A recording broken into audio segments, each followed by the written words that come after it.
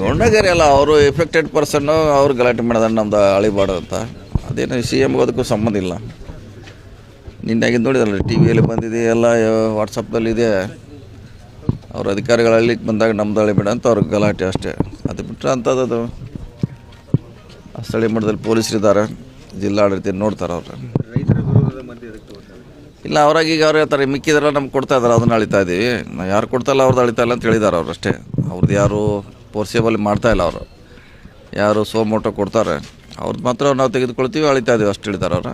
ಮಿಕ್ಕಿದೆಲ್ಲ ನೋಡೋಣ, ಅವ್ರಲ್ಲಿ local D C ಅವ್ರದ್ದು ನೋಡ್ಕೋತಾರೆ ಅವರು. ರಾಜ್ಯದ ಬಹುತೇಕ ತಾಲೂಕುಗಳಲ್ಲಿ ಬರ ಆವರಿಸಿದೆ ಸರ್. ಬರದ ಆತಂಕ ಇದೆ. ಬರದ ಪೀಡಿತ ತಾಲೂಕುಗಳನ್ನು ಘೋಷಣೆ ಮಾಡಬೇಕು. ಸರ್ಕಾರ ಇನ್ನೂ ಸಹ ಸಮೀಕ್ಷೆ ಇಲ್ಲ, ಅದಕ್ಕೆ ಅಂತ ಮಾನದಂಡ ಇದೆ. ಅದಕ್ಕೆ ಸೆಂಟ್ರಲ್ ಗೌರ್ಮೆಂಟ್ದು ಸ್ಟೇಟ್ ಗೌರ್ಮೆಂಟ್ ನಾರ್ಮ್ಸ್ ಇದೆ. ಆಯ್ತು ಮ್ಯಾಂಗೆ ಮಾಡಬೇಕಾಗುತ್ತೆ. ನೋಡೋಣ, ಇನ್ನೊಂದು ಸ್ವಲ್ಪ ಕಾದು ನೋಡಿ ಡಿಸಿಷನ್ ತೊಗೋಬೋದು ಸರ್ಕಾರ.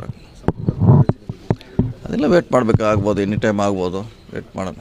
ಬೆಳಗಾವಿ ಜಿಲ್ಲೆಗೆ ಹೆಚ್ಚಿನ ಸ್ಥಾನ ಬೇಕು ಅಂತ ಹೇಳಿ ಆಗ್ರಹ ಮಾಡಿ. ಹಾಂ, ಕೇಳಿದ್ದೆ. ದೊಡ್ಡ ಜಿಲ್ಲೆ ಇದೆ, ಹೆಚ್ಚು ಕೊಟ್ಟರೆ ಡೆವಲಪ್ಮೆಂಟ್ಗೆ ಅನುಕೂಲ ಆಗುತ್ತೆ. ಆಸಿಫ್ ಸೇಠ್ ಅವರು ಹೇಳ್ತಾ ಇದ್ದಾರೆ, ಉತ್ತರ ಕರ್ನಾಟಕದಲ್ಲಿ ನಾನೊಬ್ಬನೇ ಮೈನಾರಿಟಿ ಶಾಸಕ. ಅದರಲ್ಲಿ ಏನು ತಪ್ಪೇನಿಲ್ಲ, ಅದ್ರಾಗೇನು ಕೊಡಬಾರ್ದು ಅಂತೇನಿಲ್ಲ. ನೀವು ಅವ್ರ ಪರವಾಗಿ ಕೇಳಿದ್ರಿ ಹೈಕಮಾಂಡ್ಗೆ ಅಂತ ಹೇಳಿ. ನೋಡೋಣ, ಅವರು ಕೊಟ್ಟರೆ ಏನು ತಪ್ಪೇನಿಲ್ಲ. ಹೆಚ್ಚಿಗೆ ಕೊಡಿ ನಮ್ಮ ಜಿಲ್ಲೆಗೆ ಅಷ್ಟೇ. ಹಾಂ, ಥ್ಯಾಂಕ್ ಯು.